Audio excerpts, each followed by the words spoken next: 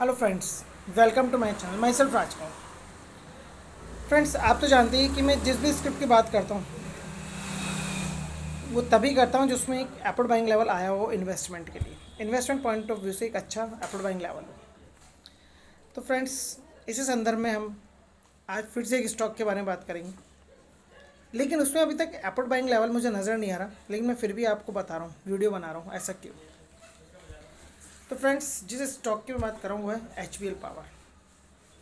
आप इसको पहले एनालाइज करें कि इसका जो 52 वीक हाई है वो 105, 52 वीक लो 45 रुपये समथिंग, यानी कि बिलो 45। और इस वक्त ये शेयर चल रहा है 78 रुपये समथिंग पे, 77 78 समथिंग। इसमें 25% तक का डाउनफॉल आ चुका है 52 वीक हाई से। 52 वीक हाई से इसमें 25% तक का डाउनफॉल आ चुका है।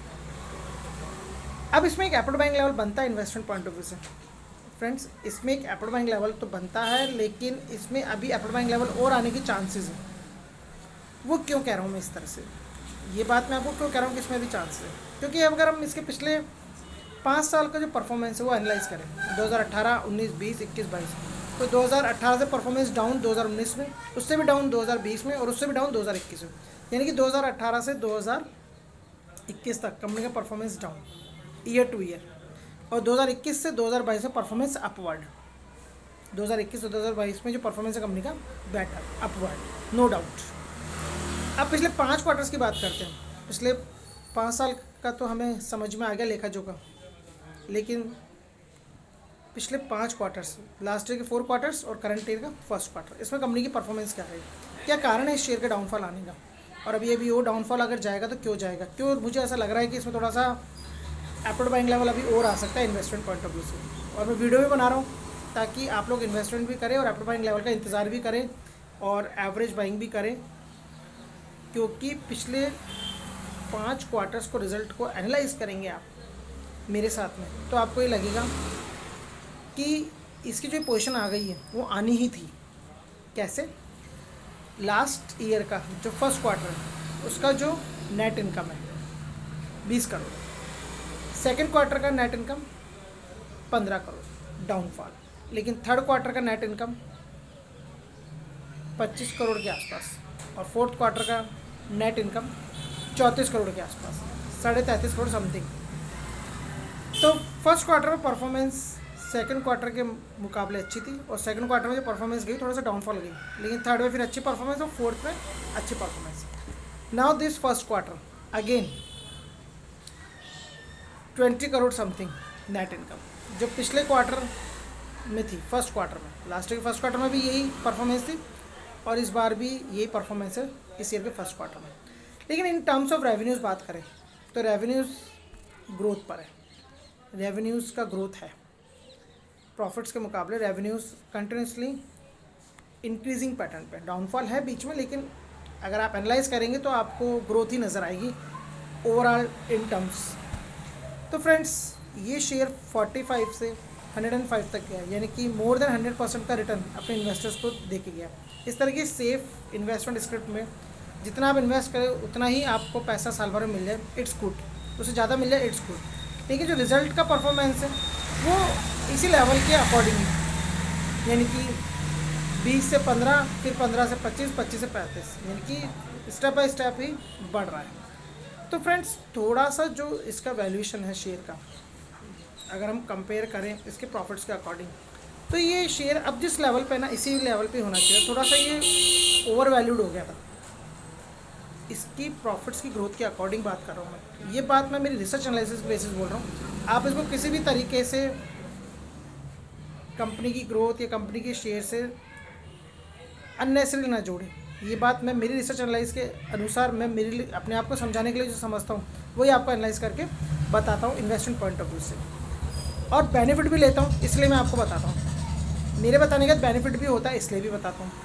तो फ्रेंड्स, अगर अब मैं इसमें इन्वेस्टमेंट करूँगा, मैंने इसको पहले भी रिकमेंड नहीं करा आपको, जब ये बिलो 90 आ गया था तब भी नहीं कहा था, 100 पे चला गया था तब भी नहीं कहा था, लेकिन अब ये बिलो 80 है, 78 समथिंग के आसपास। मैं क्यों कह रहा हूँ? इसमें इन्वेस्टमेंट करना बनता है, कंपनी की परफॉर्मेंस बढ़ रही है, वर्किंग लेवल्स बढ़ रहे हैं, फंडामेंटल्स बढ़ रहे हैं, कंपनी ग्रोथ पर है, डे बाई डे इसकी वर्किंग लेवल्स बढ़ रहे हैं। आने वाला जो इसका फ्यूचर है, इसके वर्किंग लेवल्स और इसके जो भी सिस्टम्स हैं, जिस तरह के इसके प्रोजेक्ट्स है, जिस तरह के इसके वर्किंग लेवल्स है, जिन भी प्रोडक्ट्स में इन्वॉल्व है, उसको देखें तो फ्यूचरिस्टिक पॉइंट ऑफ व्यू से आने वाले टाइम में बहुत ग्रोथ होगी, बहुत डिमांड बढ़ेगी और कंपनी एक अपर लेवल मोमेंट पर अपने वर्क को ले जाएगी और ग्रोथ ही ग्रोथ करेगी, एक्सपांशन भी हो सकता है करेगी। इसकी 2 सब्सिडरीज कंपनीज भी अगर आप गौर करें तो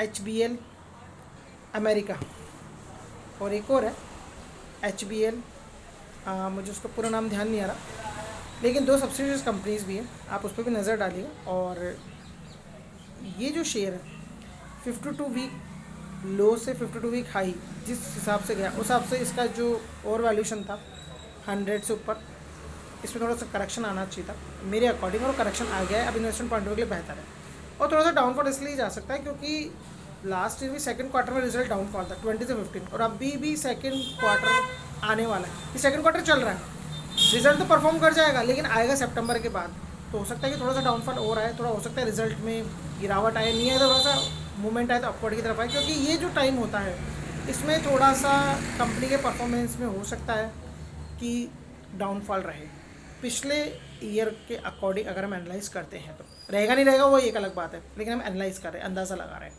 तो लास्ट सेकंड क्वार्टर पे कंपनी का थोड़ा सा डाउनफॉल था और ये सेकंड क्वार्टर ही चल रहा है। फर्स्ट क्वार्टर से अगर रिजल्ट थोड़ा सा डाउनफॉल गया तो इसमें हो सकता है और करेक्शंस उसी लेवल तक आ जाए जैसे कि पहले ही 64-65 के लेवल पे था, हो सकता है वहाँ तक आ जाए, बिलो ₹70 भी आ जाए।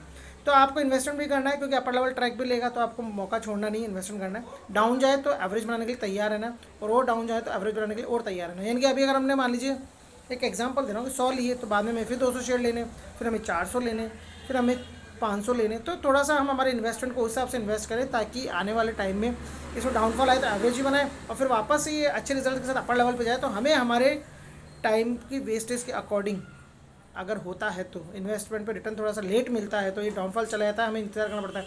तो हमारी एवरेज बनाने के अंदर जब हमें रिटर्न मिले तो उसी के अकॉर्डिंग मिले और बेहतर मिले, जितना कि रिटर्न हम चाहते हैं, जिस तरह का रिटर्न हम अपने इन्वेस्टमेंट पे चाहते हैं।